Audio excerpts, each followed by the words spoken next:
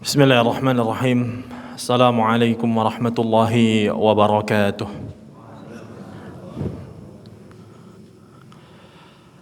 Alhamdulillah. Alhamdulillahi rabbil alamin. Alhamdulillahi hamdan syakirin, hamdan na'imin, hamdan yuafi ni'amahu wa yukafi'u mazidah. Allahumma rabbana lakal hamdu kama yanbaghi li jalali wajhikal karim wa 'azimi sultanik.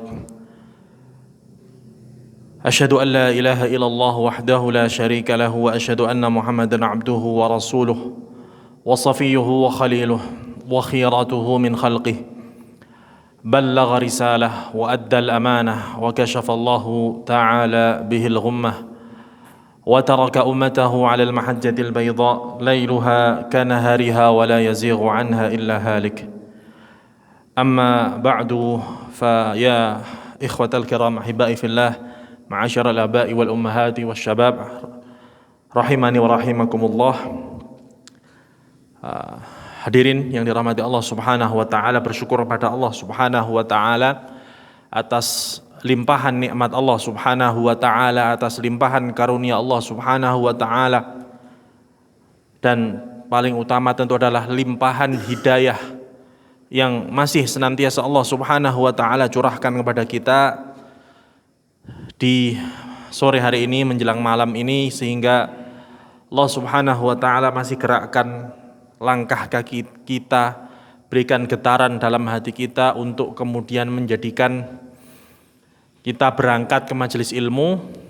Kita niatkan lillahi taala, kita niatkan mencari ridha Allah Subhanahu wa taala, karena bahwa Allah Subhanahu wa taala ikat manusia ini dengan satu kewajiban, sebagaimana Allah Subhanahu wa taala ikat hamba Allah seorang beriman dengan kewajiban salat fardu, dengan kewajiban puasa Ramadan, dengan kewajiban zakat mal atau zakat fitrah juga, dan haji bagi yang mampu. Begitu juga Allah Subhanahu wa taala ikat seorang hamba dengan kewajiban-kewajiban yang lain. Dan di antara kewajiban itu adalah talabul ilmi, ya, menuntut ilmu. Ya. Jadi orang ketika dalam satu pekan, ya, betul-betul satu hari pun, atau dari 24 jam, beberapa jam pun tidak ada dia luangkan waktunya untuk talabul ilmi, maka tentu dia betul-betul zalim, ya. Zalim atas perintah Allah Subhanahu wa taala, ya. Karena orang tidak akan pernah mencapai kesempurnaan Islam, ya, kesempurnaan iman tanpa ilmu, ya. Bahkan dalam Al-Quran pun Allah Subhanahu wa taala mengawali kata la ilaha illallah dengan satu kata yang bunyinya fa'lam. Fa'lam annahu la ilaha illallah wastaghfir li dzambik. Fa'lam berarti dan ketahuilah, dan pelajarilah ilmu, belajarlah. Ada kata i'lam, terdiri dari huruf ain lam mim, ilm. Artinya, walaupun Allah Subhanahu wa taala tidak sebutkan salah satu dari rukun Islam itu adalah talabul ilmi atau menuntut ilmu, tapi hakikatnya rukun-rukun yang 5 itu kita tidak akan pernah mencapai kesempurnaan la ilaha illallah, kesempurnaan salat, kesempurnaan puasa, kesempurnaan zakat, kesempurnaan haji, dan juga syariat-syariat Islam yang lain, kecuali harus membangun itu semua di atas ilmu. Membangun itu semua di atas ilmu. Maka Nabi SAW bersabda, talabul ilmi faridatun ala kulli muslimin wa muslimah. Menuntut ilmu adalah suatu kewajiban bagi setiap muslim dan muslimah. Jarang-jarang Nabi itu membahasakan secara khusus kaum muslim laki-laki dan kaum muslim perempuan. Biasanya cukup Nabi mengucapkan al-muslimun, yang mencangkup laki-laki dan perempuan. Nabi biasanya mengucapkan al-muslimuna ala syurutihim, setiap muslim terikat dengan syarat-syaratnya. Tentu maksudnya di sini bukan hanya yang laki-laki, perempuan juga masuk di dalamnya. Ya. Nabi juga bersabda al-mu'minu wal mu'mini kal bunyan, seantara mukmin satu dan mukmin lainnya seperti satu tubuh. Maksudnya juga laki-laki maupun perempuan. Tapi dalam bahasa hadis tadi, menuntut ilmu, Nabi secara khusus spesifikkan, sebutkan kata muslim dan muslimah, menunjukkan ada penekanan di sana. Ya. Ya, menunjukkan bahwa setiap pribadi muslim harus punya waktu dirinya mengupgrade ilmu untuk lebih mengenal Allah Subhanahu wa taala. Jamaah sekalian dirahmati Allah Subhanahu wa taala, hari ini kita akan membahas bagaimana sudah di share ya, tentang adab terhadap Al-Qur'an. Ya. Adab seorang muslim terhadap Al-Qur'an. Ya. Tentu alangkah baiknya kita mengawali dulu dari satu titik berangkat di mana apa sih Quran itu. Ya. Apa itu Al-Qur'an? Ya. Sehingga sampai-sampai kita ada hubungan khusus, ada hak-hak khusus, ada ikatan-ikatan khusus, ada adab-adab, ada tata cara yang harus diatur antara kita dengan Al-Qur'an. Secara umum tentu kita sudah mengenal bahwa Al-Qur'an itu adalah kalamullah. Firman Allah Subhanahu wa taala. Ya. Kalamullah al-munazzal ala nabiyhi Muhammadin sallallahu alaihi wasallam. Kalam Allah yang Allah Subhanahu wa taala turunkan kepada kekasihnya Nabi Muhammad sallallahu alaihi wasallam biwasitati Jibril, dengan perantara malaikat Jibril. Ya.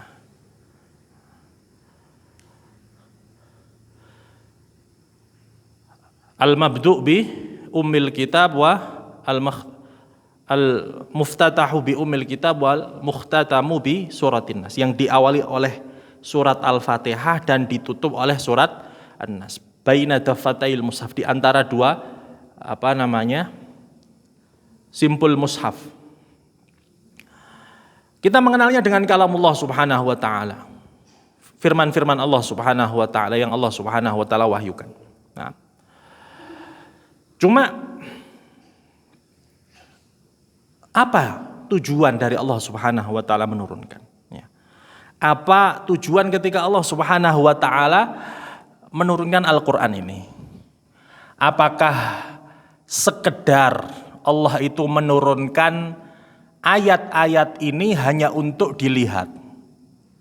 Ya. Ataukah hanya untuk dibaca oleh lisan saja, atau hanya untuk formalitas? Itu pertanyaan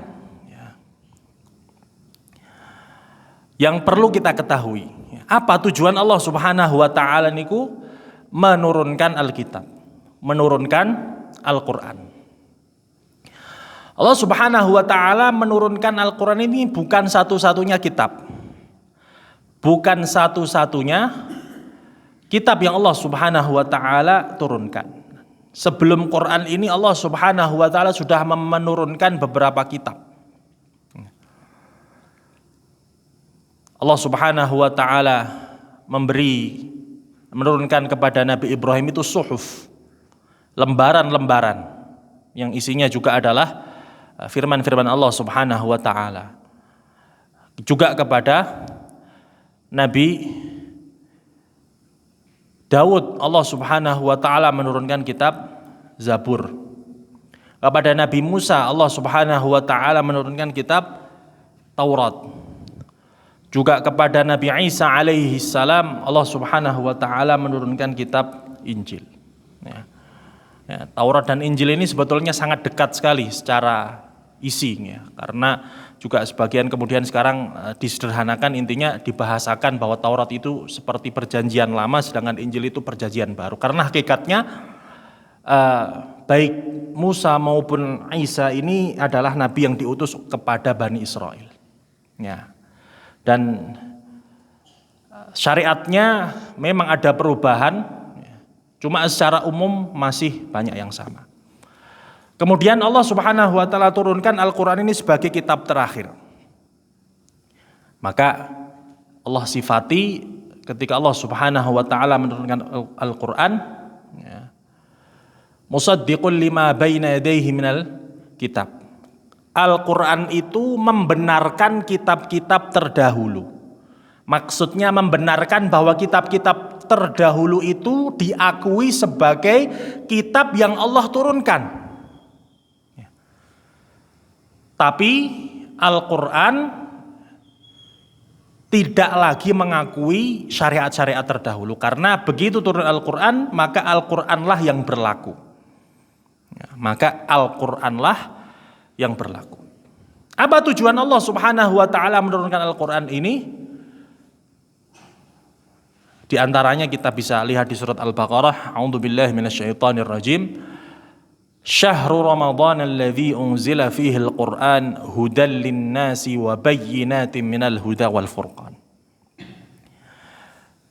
Bulan Ramadan alladzi yang telah kami unzila fihi al-Qur'an, turunkan di dalamnya Al-Qur'an. Sebagai apa? Hudan lin-nas, petunjuk bagi segenap manusia. Sebagai huda, sebagai hidayah, sebagai pedoman, sebagai pelita penerang jalan kita di dunia ini. Maka tentu kemudian ini jawaban pertama dari Allah Subhanahu wa taala, bahwa Quran ini bukan hanya untuk Allah Subhanahu wa taala turunkan, bukan hanya untuk sekedar dilihat, dibaca sampai lisan saja. Ya. Atau hanya alih-alih malah lebih parah lagi hanya menjadi sebuah pajangan. Allah Subhanahu wa taala turunkan Al-Qur'an ini menjadi jalan hidup kita sebagai seorang muslim, menjadi petunjuk kehidupan kita dari mulai lahir ya, sampai kemudian kembali kepada Allah Subhanahu wa taala. Wa bayyinatin minal huda, dan penjelasan-penjelasan dari hidayah. Ya. Wa bayyinatin minal huda, bayyinat itu jamak dari bayyinah, artinya penjelasan. Artinya banyak sekali penjelasan-penjelasan Allah Subhanahu wa taala dari hidayah. Wal furqan, dan juga sebagai pembeda antara hak dan batil. Ya. Maka Quran ini sebagai huda, sebagai hidayah. Ya. Hidayah yang Allah Subhanahu wa taala turunkan untuk kita menerangi gelapnya kehidupan. Ya.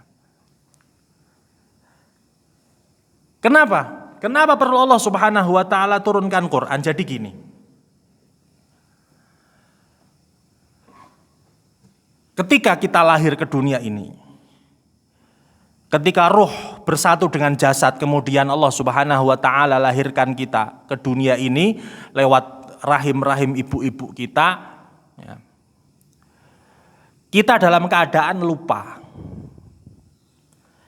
Kita dalam keadaan tidak mengingat hakikat diri kita. Karena dulu sebelum roh ini bersatu dengan jasad, setiap roh kita telah diambil masing-masingnya sumpah oleh Allah Subhanahu wa taala. Wa idh akhadha rabbuka min bani Adam min zuhurihim dzurriyyatahum wa asyhadahum ala anfusihim alastu bi rabbikum. Ya. Qalu bala syahidna. Ketika Allah Subhanahu wa taala mengambil sumpah dari setiap min zuhurihim dzurriyyatahum, anak turun, ya. Ruh-ruh kita sebelum masuk ke tulang sulbi. Alastu bi rabbikum, bukanlah aku Tuhan kalian? Ya, maka dijawab bala, ya. Benar wahai Allah. Syahidna, kami bersaksi bahwa engkau adalah Tuhan kami. Ya. Dan Allah jadikan itu sebagai sumpah persaksian supaya tidak ada lagi hujah nanti di hari kiamat bahwa kita itu belum pernah diminta sumpah kesaksiannya oleh Allah Subhanahu wa taala. Tapi ketika kita lahir ke dunia, memang Allah Subhanahu wa taala jadikan dunia ini sebagai darul imtihan, tempat di mana kita bakal diuji. Maka sengaja memori-memori itu dihapuskan oleh Allah Subhanahu wa taala. Tapi Allah Subhanahu wa taala tinggalkan satu dalam diri kita, itu fitrah, kesucian hati. Maka Nabi bersabda, setiap bayi yang lahir itu hakikatnya dalam keadaan fitrah, dalam keadaan Islam. Nah, dan itulah yang tertinggal dari diri kita. Ketika kita lahir, kita sebetulnya punya kecondongan kepada kebaikan dan kebersihan hati. Ya.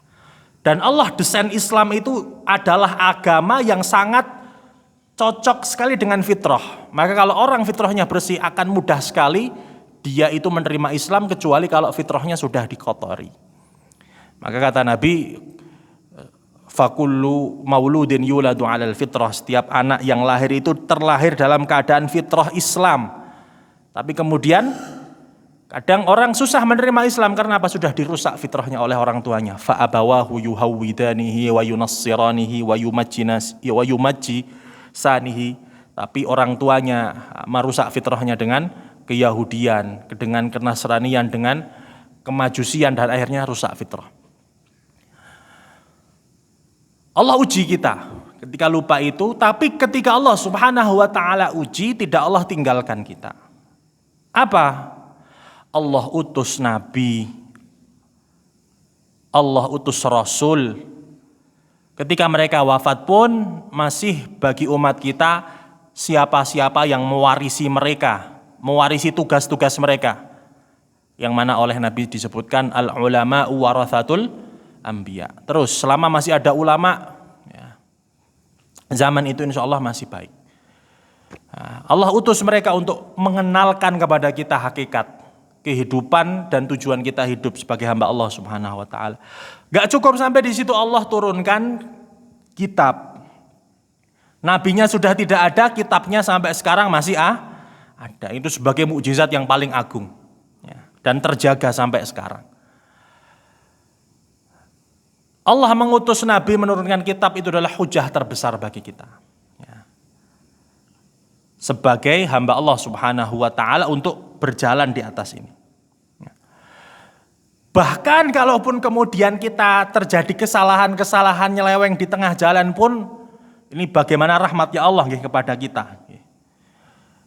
Betapa betul-betul Allah itu terjauhkan dari tuduhan kezaliman. Kalaupun kita salah di dunia ini, mau dosa sebesar apapun, bakal Allah ampuni. Allah buka pintu tobat sebesar-besarnya, ya, selama kita masih hidup dan selama belum terbit matahari dari barat. Ya. Jadi pintu rahmat Allah Subhanahu wa taala banyak sekali. Dibuka pintu tobat, kita pun dikasih sangu sama Allah. Kalau dosa istighfar, menggugurkan dosa, tasbih, tahmid, semuanya banyak sekali. Wa atbi'is sayyi'atal hasanata tamhuha, amal-amal yang baik menghapuskan dosa-dosa kecil. Ya. Begitu banyak. Nah, itulah kemudian ternyata bagaimana Allah Subhanahu wa taala turunkan Al-Qur'an kepada kita itu sebagai karunia terbesar, hidayah petunjuk kita menuju Allah Subhanahu wa taala. Karena tanpa itu, ya, tanpa hidayah Allah Subhanahu wa taala, ya, manusia ini bakal sengsaranya dua kali. Sengsara di dunia dan sengsara di akhirat. Di dunia karena dia tidak mengenal Allah Subhanahu wa taala, tidak mengenal sunnatullah Subhanahu wa taala, dan bagaimana bekal-bekal Allah untuk menghadapi dunia ini, sehingga dia bersikap di dunia ini tidak sesuai dengan apa yang diajarkan Allah. Maka banyaknya orang rusak, banyaknya orang nyeleweng, orang menyimpang, ya. Orang kena istidraj, merasa dirinya dapat nikmat, tapi ternyata sedang diulur-ulur oleh Allah untuk suatu saat ditarik, disungkurkan ke api neraka. Sudah gitu sengsaranya 2 kali, tentunya di akhirat juga kalau dia tidak bertobat kepada Allah Subhanahu wa taala. Maka hidayah yang sebesar ini ya, yang nggak terbayangkan. Ana sering nyampaikan bahwa nikmat hidayah ini nggak akan pernah terbayarkan oleh apapun, nggak akan ada yang bisa membayarnya nanti di akhirat. Ya. Karena bahkan kalau orang itu punya seisi bumi emas, kata Allah, kemudian dia punya satu itu lagi, ditambahkan seisi bumi emas lagi juga, nggak akan bakal bisa menebus nikmat Allah ketika dia sudah ditetapkan masuk neraka.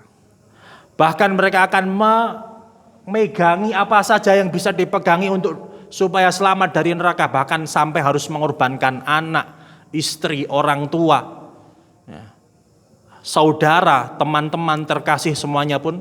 Bahkan kemudian dalam surat Al-Ma'arij disebutkan wa man fil ardi jami'an tsumma yunjihi, Allah seluruh penduduk manusia, penduduk bumi, seluruh manusia masukkan neraka kalau perlu, asalkan saya jangan dimasukkan neraka. Betul-betul mahal sekali. Maka hidayah yang sebesar ini yang bisa menyelamatkan umat, tentu sangat pantas kita betul-betul harus punya ta'zim kepadanya, harus punya adab. Maka setidaknya ulama memberikan pengertian kepada kita. Di antara ulama menyebutkan ada 7 kewajiban kita terhadap Quran. Ada 7 kewajiban kita terhadap Al-Quran. Wajibuna nahwal Quran, kewajiban kita terhadap Quran. Yang pertama, al-imanu bihi, beriman kepadanya.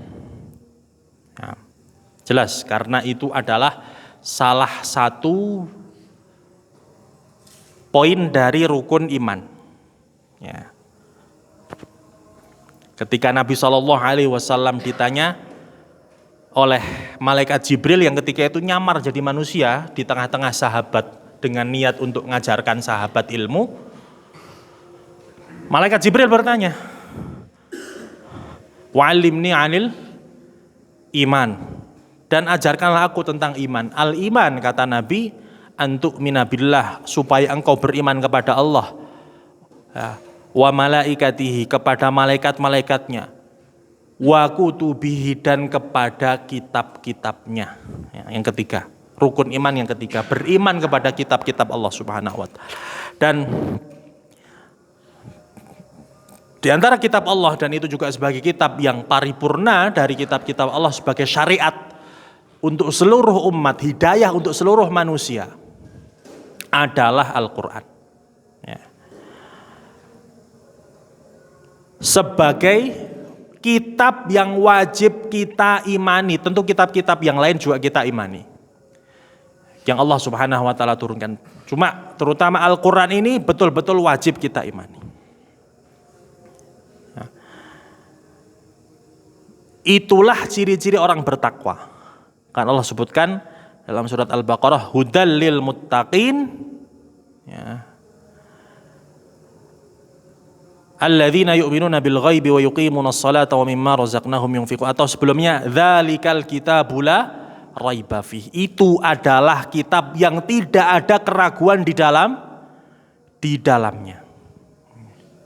Tidak ada ragu, ya. Dan itu Allah taruh ayat ini di paling depan.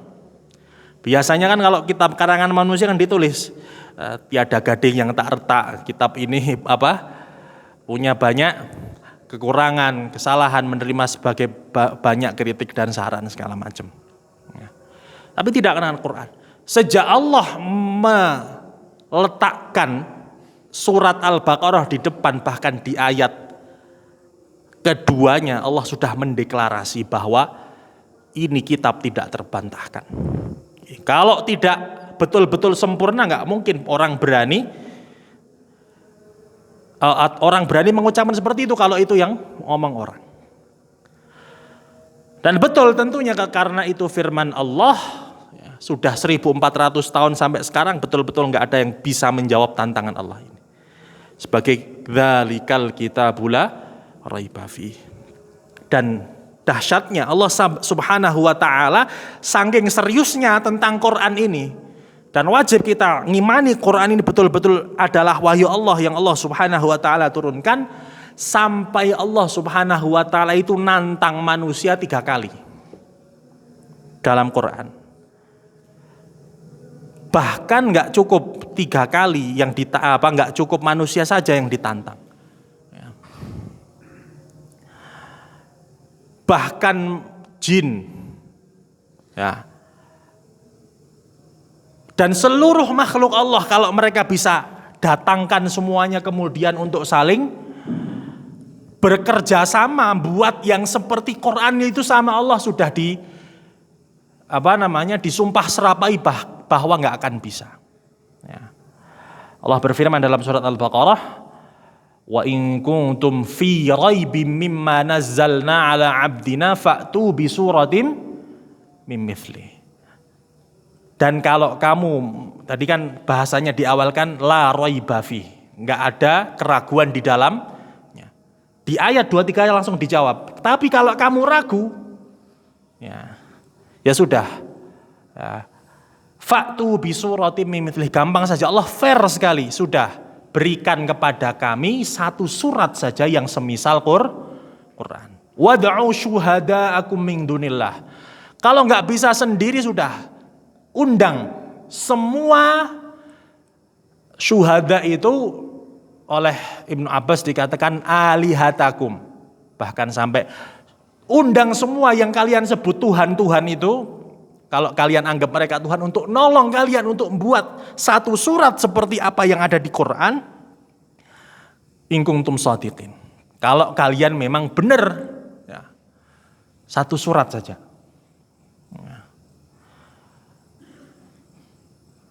Kata Allah Subhanahu wa taala, wa illam taf'alu, tapi kalau enggak bisa. Walang taf'alu, dan enggak akan pernah bisa kamu melakukan itu. Wa illam taf'alu walang taf'alu fattaqun narul lati waquduhan nas wal hijrah. Maka siap-siap saja.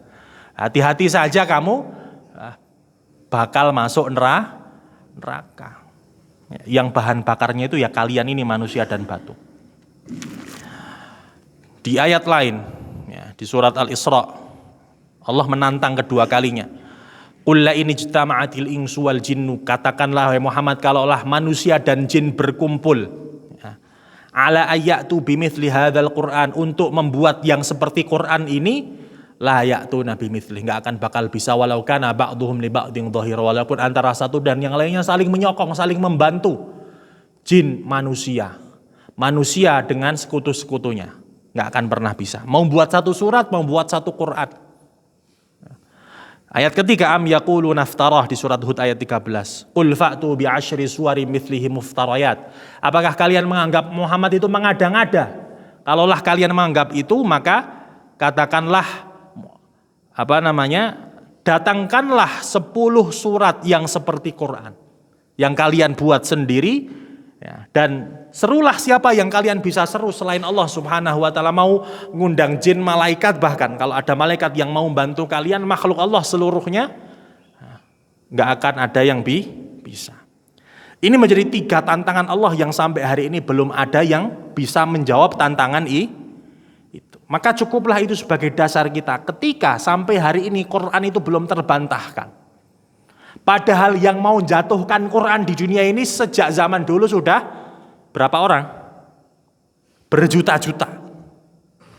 Ya, bayangkan manusia dari zamannya Abu Lahab sampai sekarang, ya, yang memusuhi Islam itu semuanya berusaha jatuhkan Quran, berusaha menggugurkan Quran. Tapi nggak ada satupun sampai hari ini yang pernah bisa. Tentu ini adalah kalaulah bukan karena pertolongan Allah, nggak akan mungkin Allah sampai Al-Quran sampai terjaga sedemikian rupa. Maka iman wajib, imani Quran bahwa itu dari Allah Subhanahu wa taala, petunjuk Allah Subhanahu wa taala sebagai jalan kebenaran. Ya. Itu kewajiban kita yang pertama. Kewajiban kita yang kedua adalah membacanya. Ya. Membaca Quran. Jangan sampai kita mengaku muslim, cuma rumah kita itu barang satu ayat pun belum tentu setahun sekali, seminggu sekali. Bahkan sehari pun tidak pernah dibacakan Quran. Wala'iyadzubillah. Ya. Ya, seperti kuburan. Ya. Betul-betul. Ya.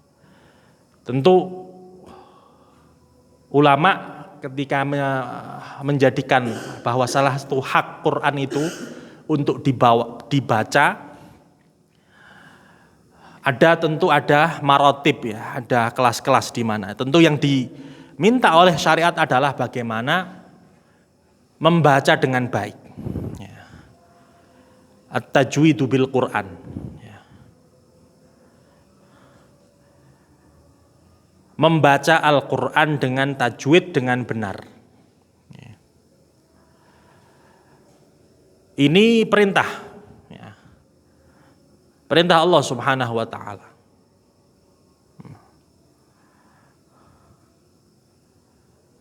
Kata Ibnu Jazari dalam kitabnya Walakhdhu bit tajwidi hatmun lazimu malam yusahihil Qur'ana athimu.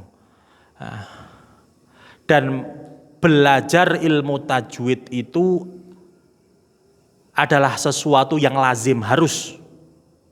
Ya, harus. Malam yusahihil Qur'ana athimu, barang siapa tahu bacaan Qur'annya masih buruk tapi tidak punya niat untuk belajar terus memperbaikinya, maka dia dosa.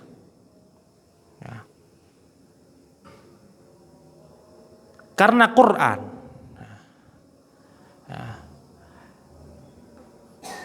seberapa dalam manfaatnya untuk kita itu, seberapa besar juga bagaimana kita mengilmuinya. Di tataran orang awam, orang yang baca Qur'annya terbata-bata dengan orang yang baca Qur'annya itu baik, dari segi dia bisa mengambil manfaat Quran untuk dirinya itu lebih dalam orang yang bisa membacanya dengan baik. Maka kalau kadang kita ngerasa saya baca Quran biasa saja, pertama yang dicek bagaimana bacaan Quran kita. Saya kok gak ada getaran ketika membaca Quran. Salah satu yang harus dicek adalah bagaimana ngaji kita. Karena Quran itu, ini bagaimana Allah menunjukkan kemukjizatan Quran. Allah turunkan itu ilmunya lengkap sekali. Mulai dari cara melafatkan huruf. Setiap hurufnya itu ada namanya makharijul huruf. Cara keluarnya huruf. Nanti ada keterkaitan antar hubungan dua huruf.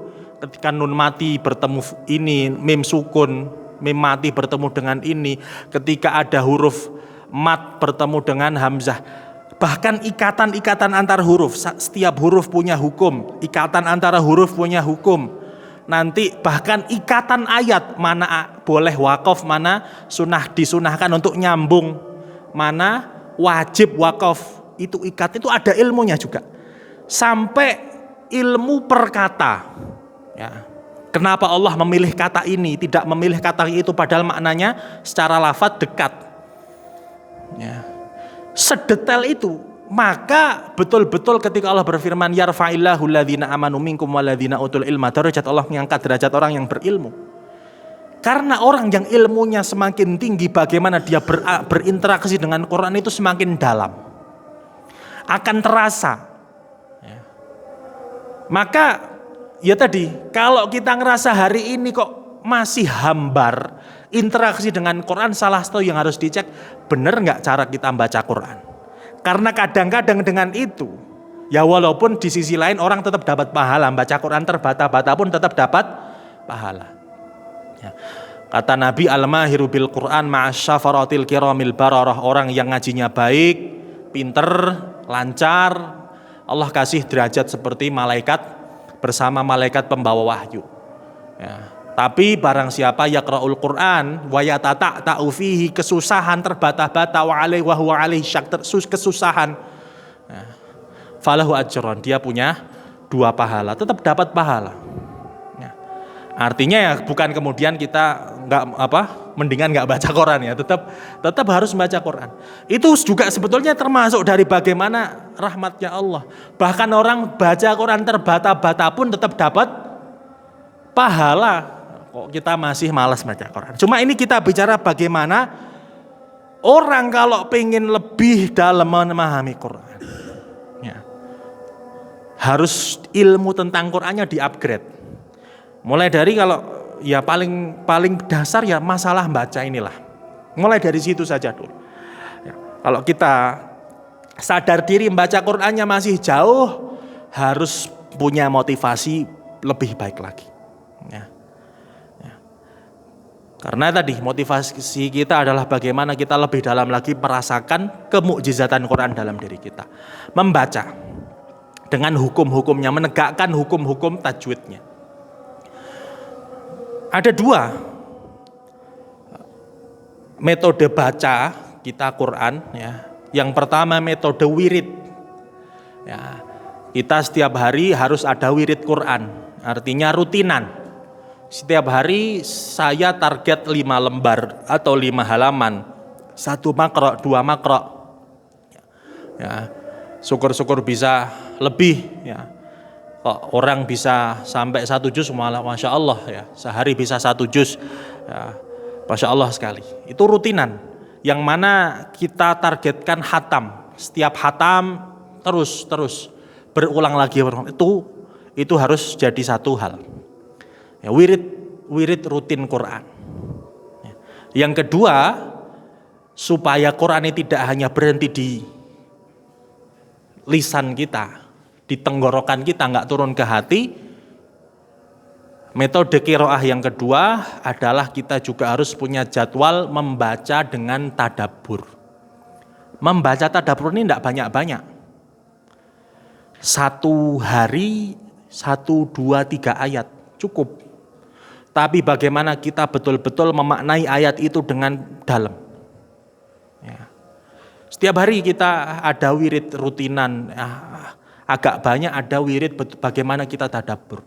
Itulah bagaimana kita niatkan menginstal Quran dalam kehidupan kita.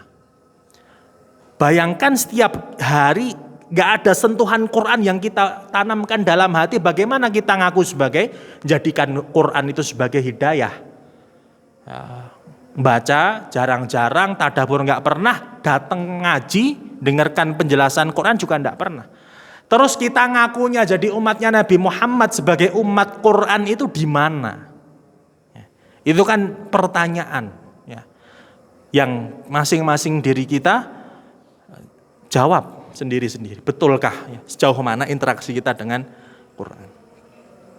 Membaca ya dengan tadabbur, yang kedua tadi rutin dan tadabbur. Ya.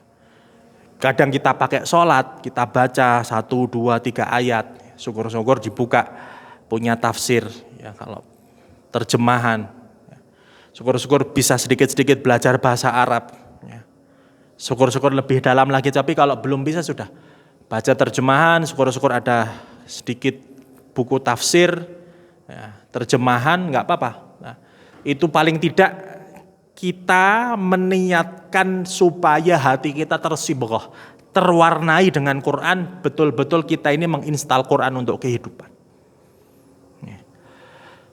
Yang ketiga, kewajiban kita terhadap Quran adalah al-fahmu, memahaminya, ya, memahami Quran. Ya. Karena ini jalan untuk tadabbur juga. Wal hifdzu, keempat menghafalkannya. Walaupun nggak wajib menghafalkan seluruh Quran, ya. Tapi jelas yang namanya Al-Fatihah itu wajib, ya, karena nggak sah orang sholat seseorang tanpa Al-Fatihah.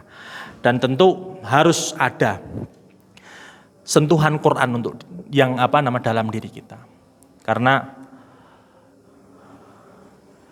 Nabi SAW bersabda, Dalam Sahih Tirmidzi disebutkan oleh Imam Tirmidzi bahwasanya Nabi SAW bersabda, innalladzi laisa fi jawfihil Qur'an, orang yang dalam hatinya itu enggak ada Qur'annya, enggak ada dalam hatinya itu sentuhan Qur'an, hafalan Qur'an sedikit pun enggak ada, ya. Kal baitil kharib, seperti rumah yang mau roboh. Sangat ringkih sekali. Seperti rumah yang mau roboh. Innalladzi laisa fi jawfihi syai'un minal Qur'ani kal baitil kharib. Orang yang dalam hatinya tidak ada sentuhan Quran, tidak ada hati dalam dirinya, dalam hatinya itu hafalan Qur'annya seperti rumah yang mau roboh. Maka orang yang paling riskan diganggu jin itu salah satunya tadi, orang yang tidak punya interaksi Quran, gak diisi hatinya dengan Quran. Dan orang yang di dalam hatinya terinstal Quran, ada Quran dalam hatinya, kata Nabi juga, innallaha la yu'adzibu qalban wa'al Quran. Allah gak akan mengazab hati yang membawa Quran. Ya. Karena begitu mau diazab, Quran akan jadi hujah. Nah, Quran ini adalah salah satu yang nanti akan punya hak untuk memberikan syafaat. Selain Nabi, selain orang-orang soleh, ya, Quran ini punya hak syafaat juga.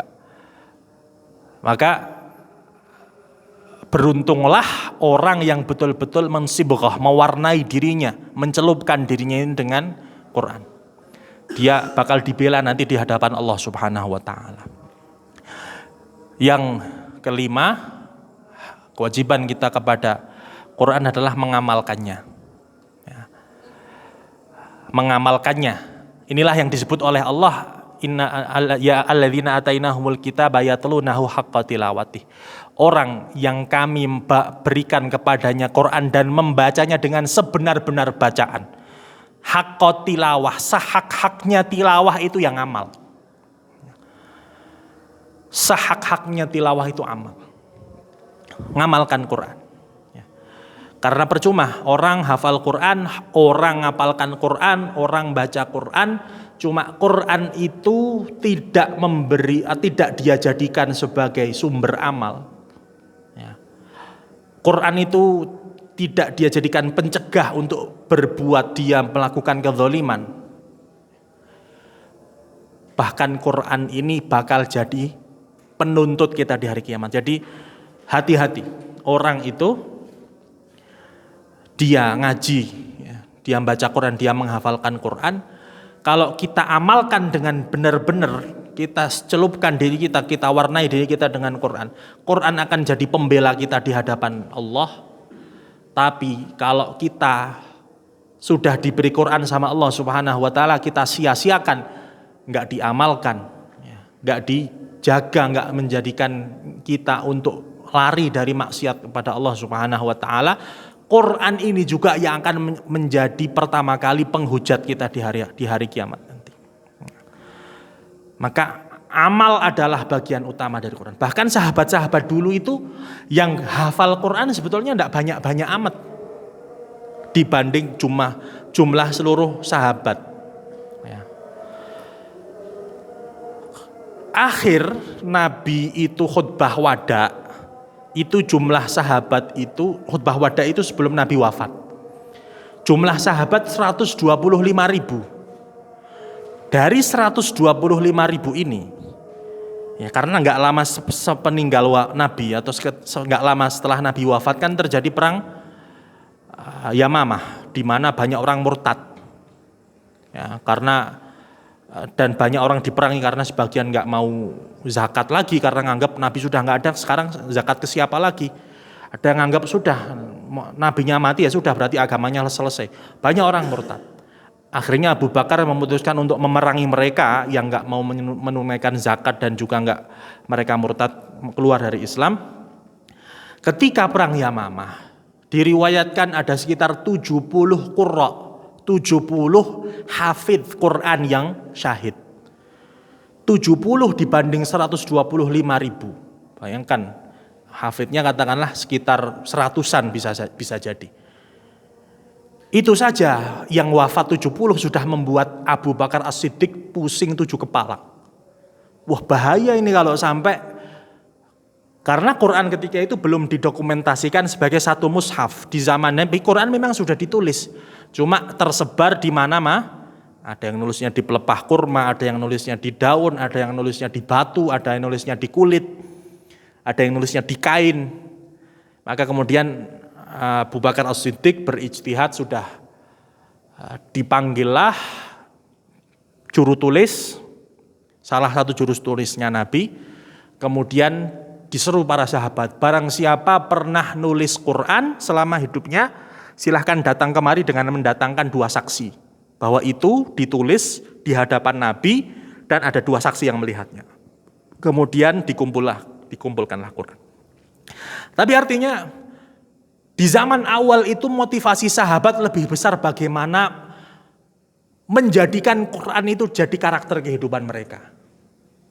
Ya.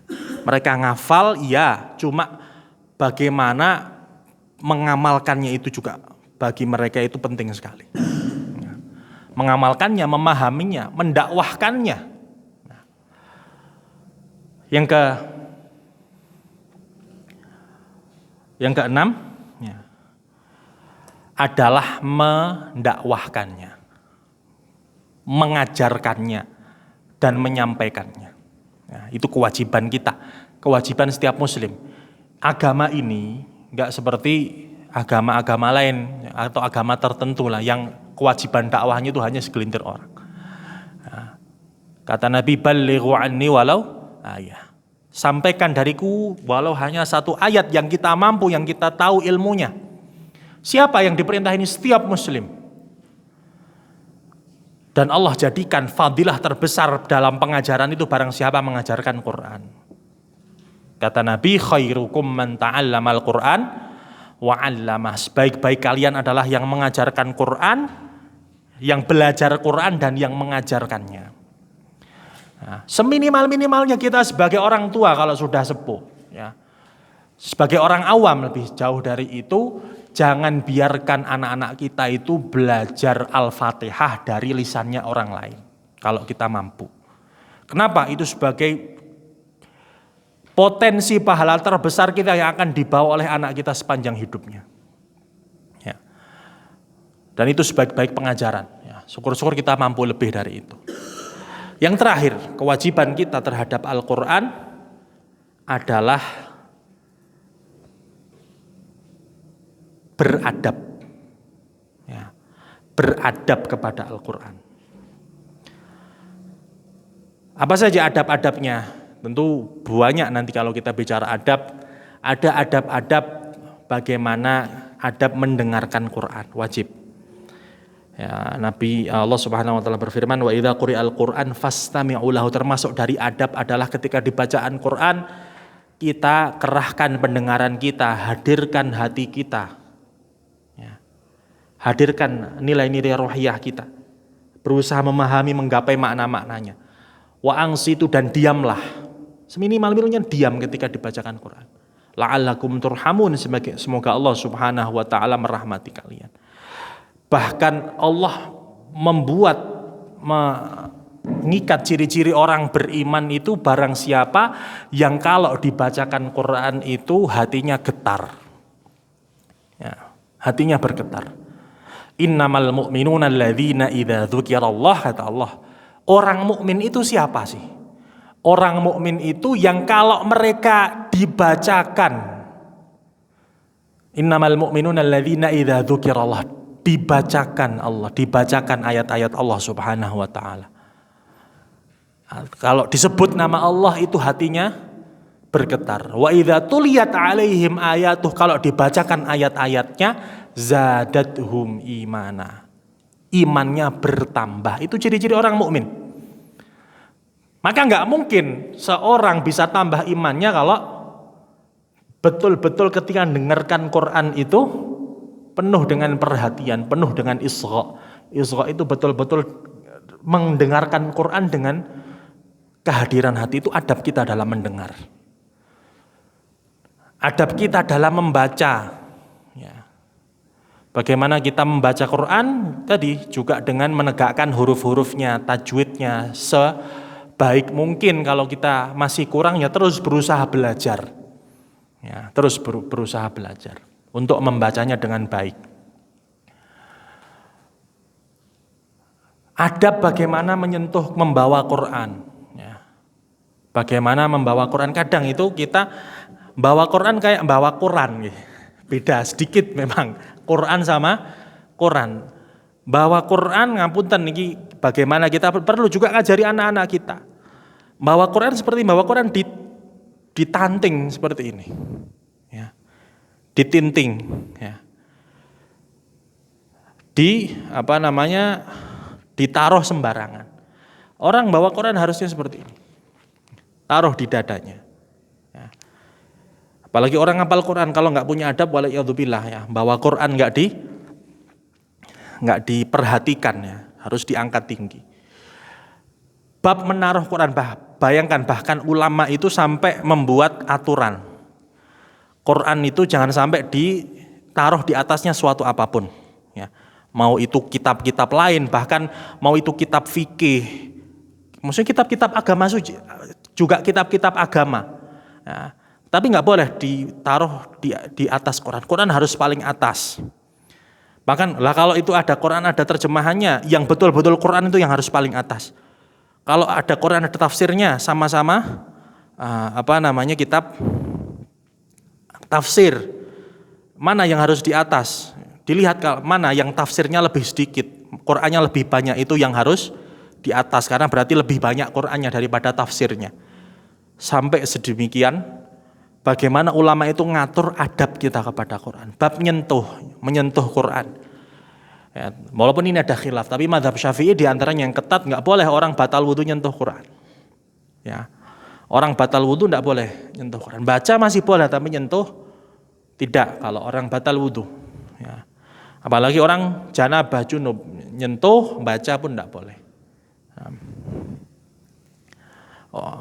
Termasuk orang haid. Cuma haid ini tentu ada rukhsah sebagian ulama, terutama bagi mereka yang penghafal Quran. Tetap boleh murojaah dengan niat zikir. Adab. Di dalamnya juga ada adab bagaimana kita ketika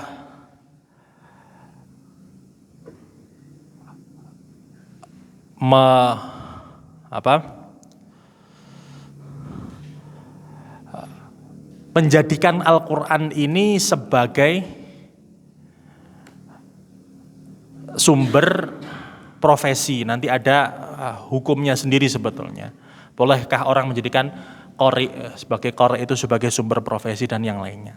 Ya, sebagian ulama membolehkan, sebagian ulama tidak membolehkan kalau hanya itu dia sumber rizkinya. Walaupun nanti ada rincian tentang bagaimana hukum menjadikan Quran itu sebagai sumber rizki.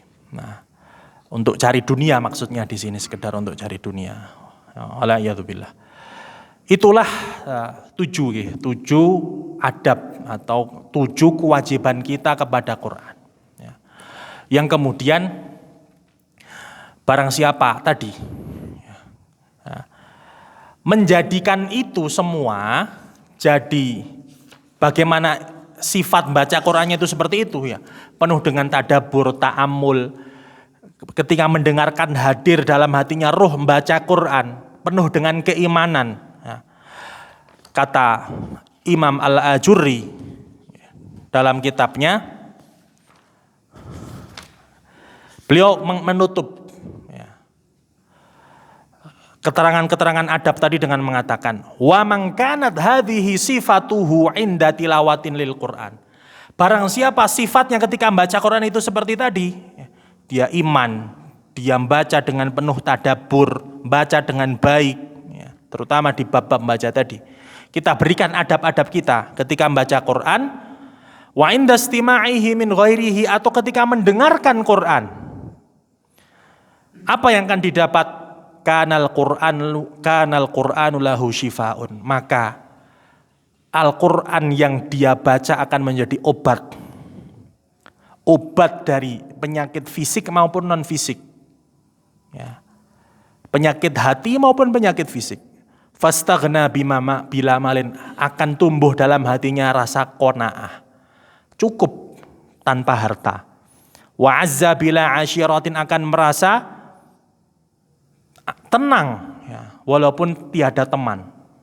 Wa anisa bima yastauhishu minhu ghairuh, akan merasa nyaman, tenang, tidak khawatir pada hal-hal yang dikhawatirkan orang lain. Mungkin orang lain khawatir dunianya, khawatir berbagai macam apa yang dia punya. Orang kalau membaca Quran dengan adab-adabnya, penuh dengan tadabbur makna-maknanya, baca dengan baik, nggak akan khawatir hatinya. Wa kana hammuhu 'inda tilawati surati idza iftatahaha ma ta'atta'idzu bima atlu. Dan yang akan tumbuh dari hatinya, semangatnya ketika dia membaca Quran, ketika dia mengaji, ya, kapan saya bisa mengambil pelajaran dari apa yang saya baca. Oh, apa ini?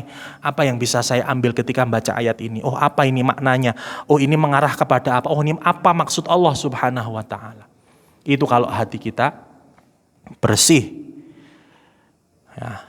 Walam yakun muraduhu mata akhtimus surah. Bukan kemudian yang ketika dia rasakan ketika membaca Quran itu, ketika dia membaca, oh kapan nih selesainya ini? Oh kapan, kok masih banyak suratnya ya? Kok suwe banget? Itu berarti ada masalah. Ya. Dia belum betul-betul membaca Quran penuh dengan tadabbur, penuh dengan tadi adab-adab dan kewajiban dia. Ya. Jadi itulah, kalau baca Quran kita itu masih himmahnya itu, semangatnya, kekhawatiran kita kok rampung-rampung, ketwingi jusiji wae areng ngaji. Ya. Ora munda-munda. Ya. Dari dulu ngajinya masih ini saja. Ya, harusnya kita ubah, tapi dari apa yang saya baca ini sudah berapa ayat yang saya amalkan, berapa ayat yang bisa saya ambil pelajaran, berapa ayat yang sudah saya sampaikan. Itu pertanyaan buat kita. Kalau satu ayat pun belum kita fahami, satu ayat pun belum bisa kita tadabburi, nggak ada yang betul-betul merasuk, satu ayat pun belum kita sampaikan kepada orang, minimal kepada orang-orang terdekat kita, ya, tentu berarti belum semua hak-hak Quran kita berikan. Ya. Belum semua hak-hak Quran kita tunaikan. Ya. Kita masih belum menjadi seorang mukmin yang memberikan seluruh hak-hak Al-Quran dalam kehidupan kita. Barakallahu fikum. Ya, sedikit ini mungkin yang bisa kami sampaikan. Kurang lebihnya mohon maaf sebesar-besarnya. Kalau ada salah-salah kata itu datang dari kami pribadi. Semoga apa yang Allah bisa diambil manfaatnya, bisa kita amalkan, bisa kita niatkan untuk taqarrub kepada Allah Subhanahu wa taala, bisa menambah iman kita.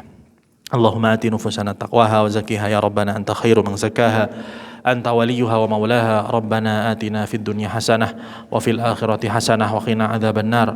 Ya hayyu ya qayyum bi rahmatika nastaghits. Aslih lana sya'nana kullah wa la takilna ila anfusina tarfata 'ain. Aslih lana sya'nana kullah wa la takilna ila anfusina tarfata 'ain.